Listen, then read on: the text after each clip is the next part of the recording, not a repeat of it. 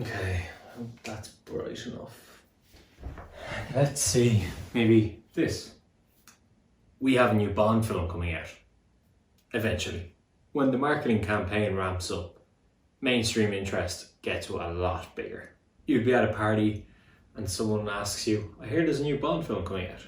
Then I go on a long tangent about how excited I am for this new Bond film.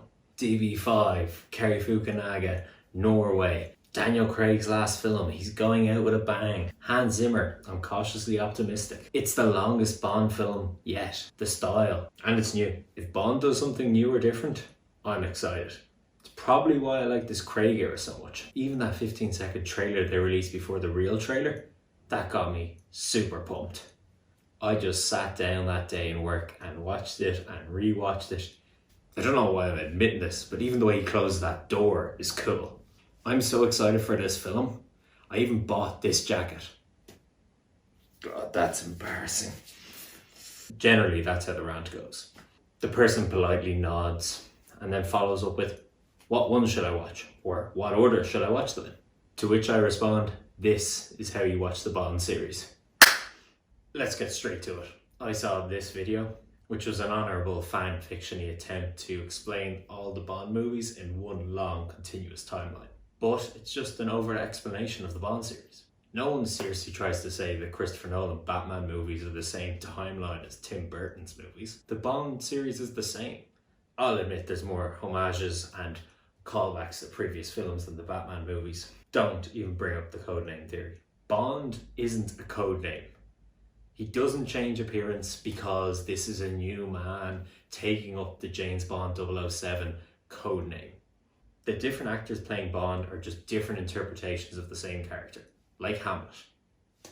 Yes, I just compared Fleming to Shakespeare. Bond is one man with many different interpretations. That's why when this happens to Lazenby, 12 years later, Roger Moore does this. The Bond series is what you could describe as a floating timeline. Everything that happened from 1962 to 2002 is one man's adventures. You have to choose to accept and disregard things about the series.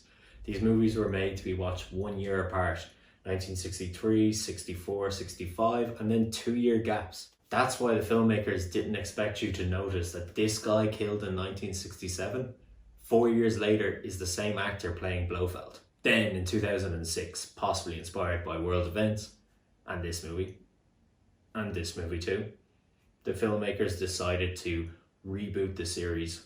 Unlike previous times where they got more grounded, this was a full-on reset of the Bond character. New Bond, starting from scratch, none of the adventures before apply. Just like there were Burton and Schumacher Batman films, once Batman Begins happens, it's all new from there. Casino Royale is Bond Begins. So now that we have the groundwork done, first thing, if you're interested in watching the series, you need to decide what type of viewer you are. I'm obsessive and a completionist, so I think there's only one way to watch the series. Start in Dr. No and go all the way through the series in order of release. Finish with Spectre. Hopefully by then, No Time to Die is out. You get to see Bond change, the series evolve, even cinema itself goes through its own process. Also, there's something about experiencing the series in chronological order. It adds perspective. You'll see trends develop, reactions to the previous movie or contemporary movies from that time. But I understand old films are sometimes tough for people to watch. Maybe you don't want to feel left out when this new one is released. So you just want to go through the Craig era, start with Casino Royale, then Quantum of Solace, Skyfall and Spectre. You get to see Daniel Craig's arc as James Bond and you get to see this current continuity. And then you're perfectly set up for No Time to Die. So you won't feel left out going into this latest film. But after watching the Craig era, you'll probably have time before this latest film comes out. And I know you'll want more. So you can go back to the original Spectre, watch Dr. No and all the films of the 1960s. It was the time of the spy craze in TV and cinema, which Bond is largely responsible for. And it ends on probably one of the best Bond films ever. This one. You'll also get to see the series develop and get settled into the type of movie they are making. By around Goldfinger, they figured out the Bond formula. Or maybe the 1970s piques your interest. Part of the enjoyment of the series is seeing how Bond changes and adapts to the time period that he's in. In The Spy Who Loved Me, Bond's tuxedo has a wide collar. His pants even have a bit of a flare. Yes, you heard it. A flare.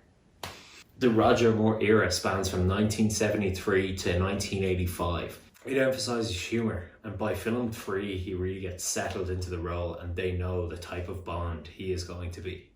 I recommend The Spy Who Loved Me and Octopussy. They're two of my favourites. Or perhaps you want to watch that time in the 1980s where they made a narco Bond movie and James Bond fought Pablo Escobar. Sorry, I mean Fran Sanchez. License to Kill is this funny James Bond movie that takes place right in the middle of Lethal Weapon, Die Hard, the war on drugs in America, and it tries to be really contemporary and of its time. Or you want to watch Irish James Bond. This is kitchen sink James Bond. They are going to give you everything in these Bond movies. They want to be both Sean Connery and Roger Moore. After a 6-year hiatus in the Bond series, the producers wanted to throw everything at you. This is the greatest hits era of Bond. Every Brosnan film tries to get bigger and bigger, hitting all the Bond moments we know. And the climax of the series is this, which I have a whole video about. So there's my different options. Watch them in order, or pick an era that interests you. But you may have noticed something. I lied. There is no way to watch the Bond series. There is a Bond film for nearly everyone. The series is nearly 60 years old. It's had 6 different actors in the role. It's changed and adapted to each generation and decade.